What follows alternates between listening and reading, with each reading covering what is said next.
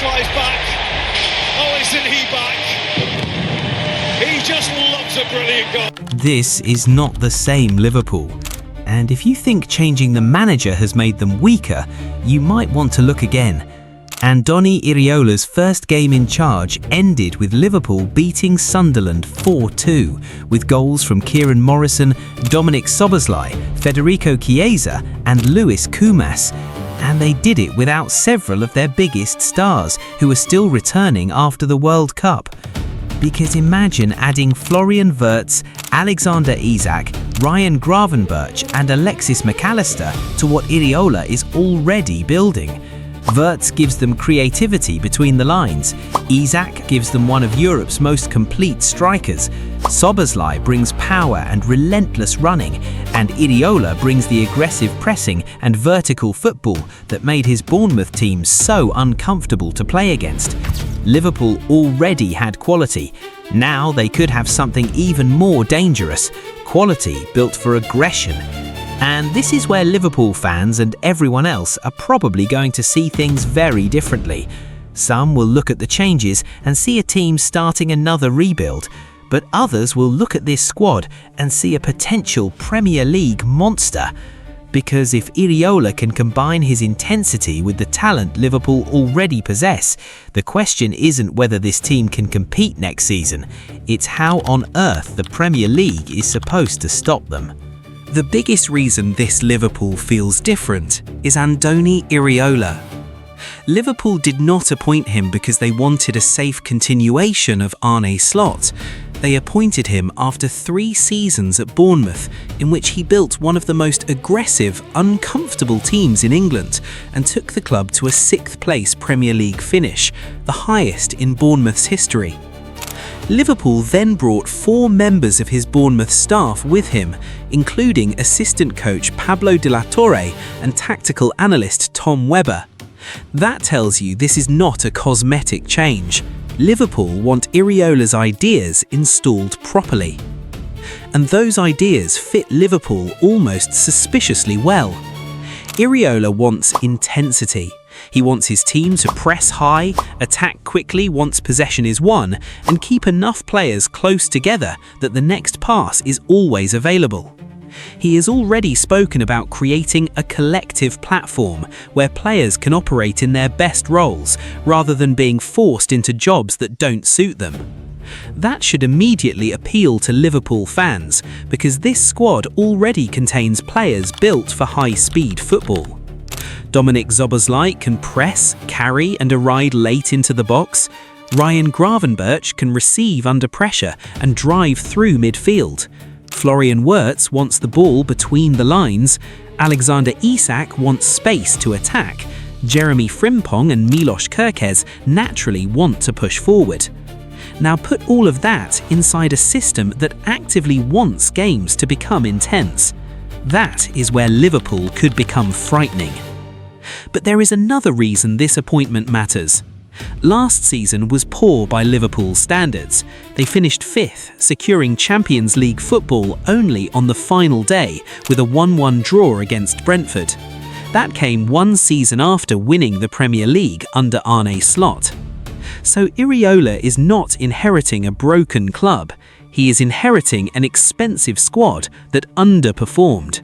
And there is a difference.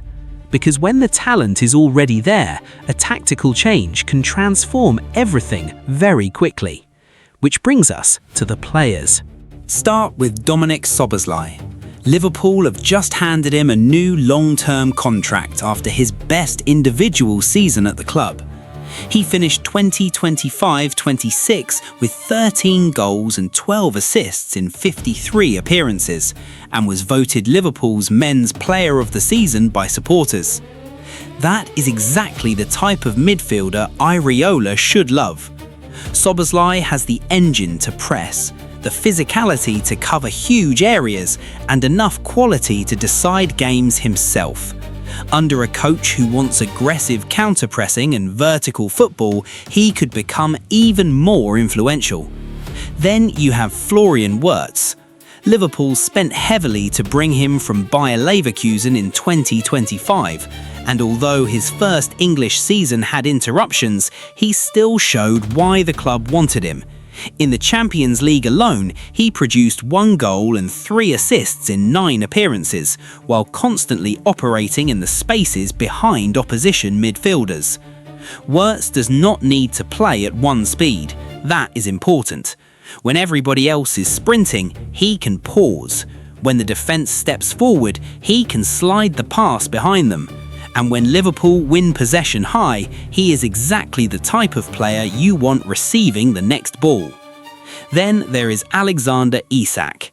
His first Liverpool season was heavily disrupted by injury, including an ankle injury and fibula fracture suffered after scoring against Tottenham.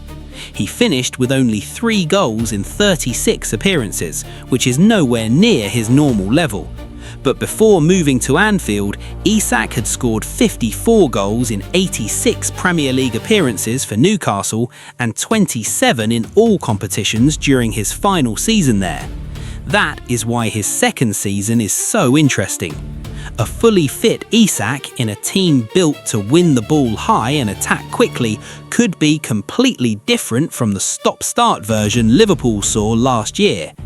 And here's the debate. Liverpool have lost Mohamed Salah, Andy Robertson and Ibrahima Konate this summer. That is enormous experience walking out of Anfield. Some people will see that and say Liverpool have become weaker. Others will look at Wirtz, Isak, Szoboszlai, Gravenberch, Frimpong, Kerkez and the younger attackers coming through and argue that Liverpool are not trying to recreate the old team at all. They are building another one. The scary part is the number of different ways Liverpool could attack. If opponents sit deep, Wirtz can operate between the lines. If they press high, Isak can threaten the space behind. If they leave room outside, Frimpong and Kerkez can stretch the pitch. If games become physical, Szoboszlai and Gravenberch give Liverpool power through midfield. And if Liverpool win possession around the opponent's box, Iraola's teams are designed to attack before the defence can reset. That last point matters most. Liverpool already know what dominance feels like. They won the Premier League in 2024-25. Then 1 year later, they fell to 5th. That is why this season feels less like a normal rebuild and more like a response. Arsenal are champions. Manchester City remain Manchester City. Manchester United have strengthened. Aston Villa are in the Champions League.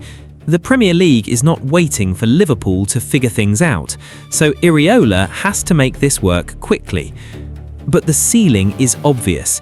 If Szoboszlai repeats his 25-goal contribution season, if Wirtz becomes the creative centre of the team, if Isak returns to the level that made him one of the Premier League's most feared strikers, if Gravenberch and McAllister control midfield, and if Iraola can make Liverpool press with the same aggression his Bournemouth sides showed, then this team can absolutely fight for the title again, and perhaps more importantly, they could be horrible to play against. Because the best Liverpool teams have never simply been technically good. They have made opponents uncomfortable, they have forced mistakes, they have turned Anfield into a place where the game feels faster than normal. Iraola's football is built around exactly that feeling. Liverpool have lost legends, they have changed the manager, they are changing the system, and that should create uncertainty. Instead, it might create something far more dangerous, because this squad is younger, faster, and increasingly built around players who want to play forward. Wirtz wants the ball between the lines. Isak wants to run behind you. Szoboszlai wants to press you. Gravenberch wants to carry through you. Frimpong and Kerkez want to attack around you. Andoni Iraola wants all of it happening at the same time. Nobody knows yet whether it ends with another Premier League title. But one thing already looks obvious. This is not the same Liverpool. And if Iraola gets this right, the rest of England may spend next season wishing it was.